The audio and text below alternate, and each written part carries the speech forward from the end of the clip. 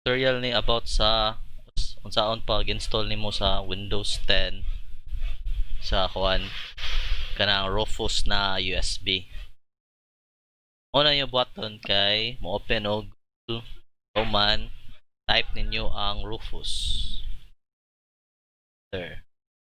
Pinaka first diha na link kaning rufus.ie mo na siya ang link sa latest asa nimo i-download ang latest na mga version. So i-click na nimo siya. So pag-click nimo na mo gawas ni siya na link. Dere if ever lain ka na country, pwede nimo i-change ang language sa babaw.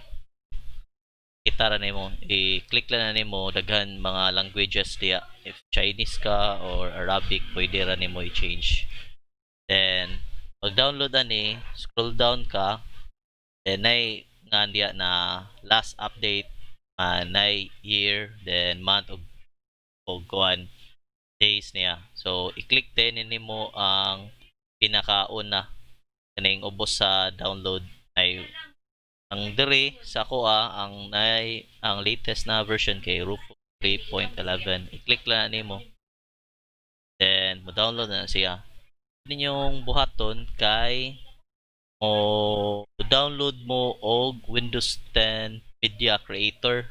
So ang pag-download niyo ana tagaan lang niya tamo og link kung asa ninyo sa ako naka-download naman ko Windows Media Creator gud.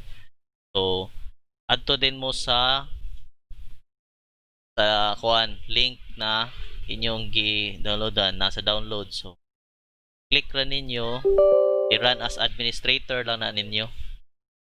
Ano siya ang mo gawas, then command i-sod ninyo inyong USB first kay wala na siya dire device na makita kung wa kay butang na USB. If na kay butang na USB mo gawas din na siya dire, no label. Then ari ka dire sa select para pangitaon nimo asa nimo i-download to ang katong media tool na Windows 10. So naka-download na mo kato, tige lang kay tagaan ta mog link ato sa description. Click na ninyo ang window,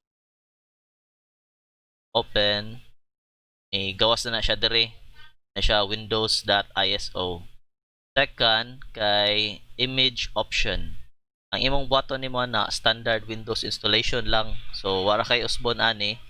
Sunod partition scheme mo ni siya ang pinaka-importante.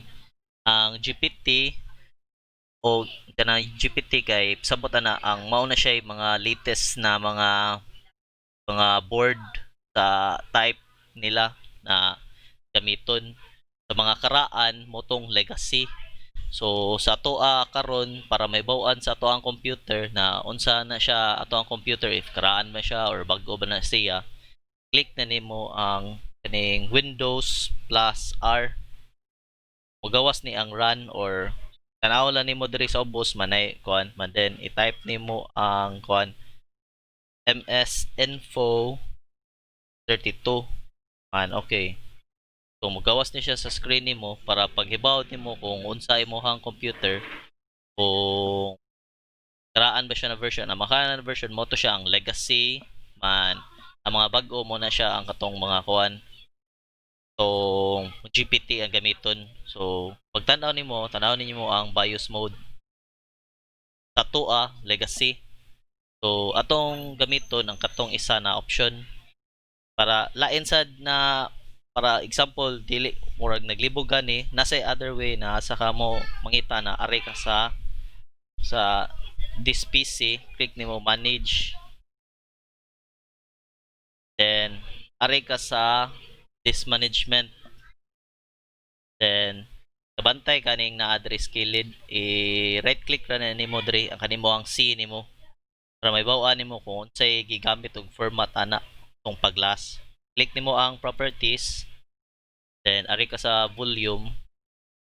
Ang gigamit niya na partition style kay master boot record or MBR. So usa na ang pag-ibaw nimo kung unsa ang gamiton nato pag-install sa ato ang Rufus sa Windows Media Tool. Balik na ta ato dito. So naa na ta diri. Command change nitong partition scheme to MBR. Kay ang MBR pwede ang GPT kay pwede siya UFI, kani sang MBR pwede siya both UFI o legacy. Mas para nako mas dili hassle ang MBR na mode kung kung magkuan ka imo i-install sa imo ang USB. And man diri sa volume label unsay pangalan sa imong USB. So akong tangan lang og Windows 10. And in ang file system NTFS. And second, dapat ang imong USB sa DI dapat i-format na siya og N, N, NTFS ang murag standard tagaling kuha na sa imong USB kay FAT32 dapat i-NTFS nimo. So okay na ta. So start lang na to. Man nay magawas aning warning all data device na mawa daw. May problema kay ako ang USB clean man. So dapat mo palit sa kag USB minimum lang og kuan 8 pwede 8 pero sa ako 16 mas okay labaw na kung Windows 10. So click din nimo ang okay. Ya, pabuton lang niya na imo mahuman. So inanaon ra guys ang pag-install sa imong kuan Windows 10 sa Rufus. So salamat kayo guys sa og hope na subscribe mo sa channel og more videos to come.